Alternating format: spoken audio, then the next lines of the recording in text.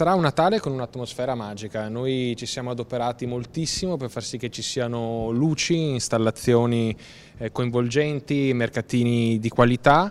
Un'atmosfera magica perché dobbiamo sostenere questo momento dell'anno così importante per le attività economiche e per il commercio, ma soprattutto anche offrire tantissime opportunità di incontro, di aggregazione, di socialità. Si accendono le luci del Natale nelle strade del centro e nei quartieri di Padova. Già dal 23 novembre i palazzi storici, i monumenti, l'Isola Memmi e le piazzette dei rioni brilleranno di addobbi e luminarie. Il tema della rassegna organizzata dal Comune sarà ancora una volta una città di stelle per ricordare Giotto e il percorso intrapreso per la candidatura UNESCO dell'Urbs Picta. Ma per questa edizione è stato scelto anche il tema della condivisione del dono. Molte le attrazioni, il Natale di Via Umberto, la fabbrica di Babbo Natale in piazza Eremitani, il Natale artigiano in piazza Capitaniato e le bancarelle lungo le strade del centro. Tutte le principali vie dello shopping si accenderanno quest'anno come si sono accese gli anni scorsi, anzi avremo più luci degli anni scorsi perché l'investimento del Comune è stato molto importante, quindi oltre a tutti i palazzi monumentali del centro storico